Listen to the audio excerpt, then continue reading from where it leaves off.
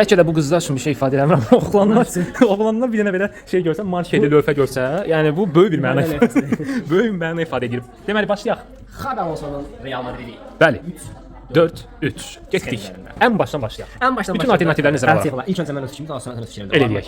Mən ümumiyyətlə Xabi Alonsonun sistemində düşünürəm ki, Kurtuva toxunulmazdır. O sözsüz, ona razıyam. Müdafiənin solu 100% diferensiyelləri. Dinlərsən məncə daha çox bu il daxil iştirak edəcək. Uzun ötürmələr və s. müdafiənin arxasında. Rüdiger mərkəzdə. Banko.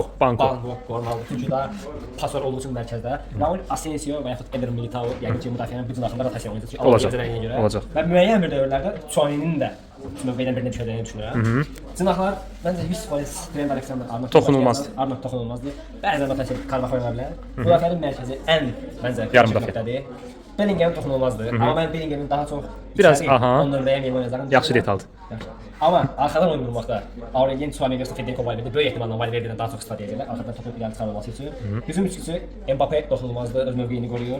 Sağ cinaq burada biraz oyun sıxlığı var. Rodrigo, Arda, İbrahim, Mastantuoğlu var. Amma mən olsam daha çox Mastantuoğlu'ya şans verərdim və Rodrigo'nu Vinicius'un ehtiyat oyuncusu eləyib Brahimi Mastantuoğlu'na istəyərdim. Mərkəzdə Mbappé var, Raul Garcia, Gonzalo Garcia ilə Enrique var. İndi əsas tema burada nədən ibarətdir? Bura qaldı. İkinci Fran Garcia ya da Alvaro Carreras var. Mendy'ni inanmıram. O qədər böyük olmadığına görə Mendy'dən istifadə edilməz. Amma Mendy'ni müdafiənin sonunda istifadə edəcəyinə inanıram. Yəni sonda işlərə bilər Mendy'ni mənə gəlir. Çünki Mendy müdafiəyə gəlir, çox güclü oyuncudur. İstəyirəm nəsə özelliyi nədir? Rəqibi öndə çıxmaq, güclü pressing, oyunda müdafiədən çıxanda cinahlardan girişlik qazandırmaq, cinahlardan qazanmaq, Vinicius Junior'un sürətinə tələb istifadə etmək, Trent Alexander-Arnold'un cinahdan çıxan zaman dəqiq götürmələri, Mbappé'yə topu təmin etmək və bəzən Mbappé'nin daha çox sola meylənməyi. Yəqin ki, sağ cinahda oynayan oyuncuda nisbətən mərkəzə yaxın ikinci bir 10 nömrə kimi oynayacağını düşünürəm bu sistemdə. Amma bir dənə ən qərəzli qaldığım nöqtə yarım müdafiədə Bellingham partnerinin kim olacağını orada qərar. Əla. Əlavələr, indi əlavələri eləyək mən. Deməli, üçlü müdafiə dedik. 100% burada dəyişikliklər, çox elastik, flexible olacaq. Burada Alaba da oynaya bilər, Mendy də oynaya bilər. Zədələnməsə. Yaxud burada Rüdiger, Ederin özü belə bura çəkilə bilər, oynaya bilər. Rüdiger hərdən burada çəkilə bilər. Burada Alaba, burada Mendy və yaxud Asensio yoxluğunda Höysen də burada oynaya bilər. Yəni uzun pas üçün bəzən oyun qurmaq üçün hətta mərkəzə də keçə bilər, amma o qədər də böyük ehtimal deyil. Çünki onun riski göstəriciləri digərlərindən geri qalır təbii ki. Və mərkəzə gəldik. Valverde hətta ola bilər ki, bu sistem biraz elə bil hətta 3-5-2-yə belə keçə bilər. Bunu nəzərə almadıq bu detalı. Deməli burada Bellingham daha hücuma meyilli ola bilər. Oyun qurmada iştirak edən Valverde və Tchouaméni ola bilər mərkəzdə və Vinicius Mbappé də yəni forma olaraq dəyişdirə bilər yeri. Ardaya gəlsək, bu sistem o qədər elastikdir ki, bunu hətta biz Arda üçün mövqeyi var belə baxırlar. Üçlüsə. Hə, elədir, amma hücuma keçəndə bu 2-6 belə keçər. 2-6-2 olur, həqiqətən olur. Elə də ola bilər. Yəni bu hücum müdafiə fazasını dərhal 4-yə keçmək olar, yəni 3-yə keçmək olar. 2-6-larına gəlir içəri. Onda məsələn elə olsa Ardaya da şans vermək olar. Məsələn 2 yarım müdafiəçidən biri ola bilər. Amma Arda ən çox harda oynaya bilər məncə bu sistemdə? Burada,